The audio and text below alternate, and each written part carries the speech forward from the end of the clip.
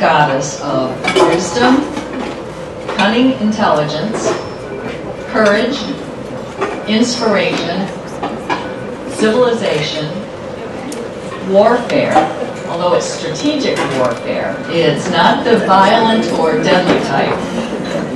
She disliked fighting for the sake of fighting and preferred to use wisdom to resolve conflicts.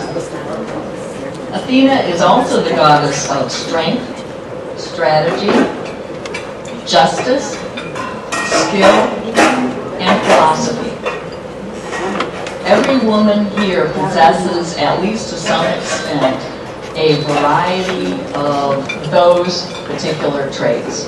As you talk among yourselves at the tables today, try to identify the traits that you see in others at your table, whether they are established leaders or emerging leaders.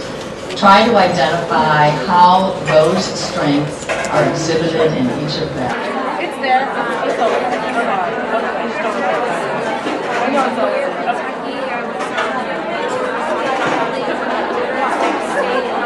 I will tell you, I was the recipient of a woman mentor who, I can't even describe to you how much she helped me.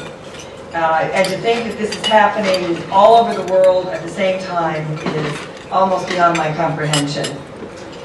Now, we have all heard the expression that behind every successful man is what? A woman. A more recent version of this is, behind every successful woman is herself. She was in fact a goddess of war strategy. And she believed in the fight, but only a fight that had a purpose. And as you know, most of you recognize her more as a goddess of wisdom. That's what we hear about. We see her in the robes. She was her preferred method of resolving disputes was not by fighting, but by encouraging reasonable resolution to conflict. So she is a warrior goddess, but she's also a goddess of the arts of peace and a goddess of what the Greeks would call prudent intelligence. I don't claim any such power. I will tell you that for every success that I've had, there were a lot of people who stood behind me, and most of them were women.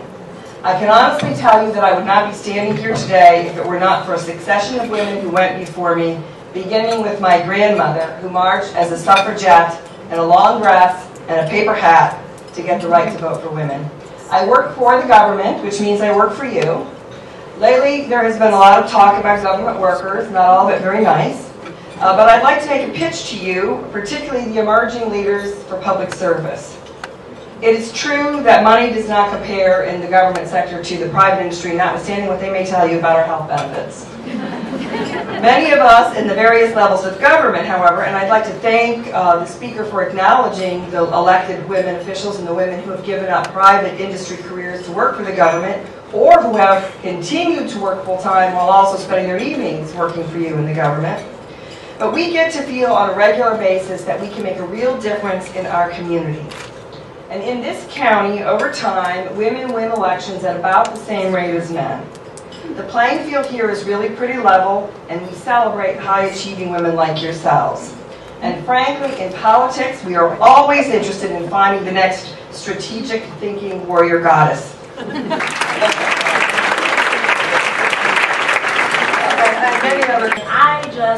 Oh my goodness, this is amazing to see so many women, educated women, successful women. It gives me empowerment. I am in my last year of graduate school to be a counselor, and it is so empowering to see so many wonderful women do so well, and it just gives me excitement and just want to continue on. And I just am so excited to see so many faces and some that I do know. So I just thank you so much for this opportunity. It's really wonderful to see you guys out here continue on, because I'm only 25, and I have so much ahead of me, and I have so many women to look up to.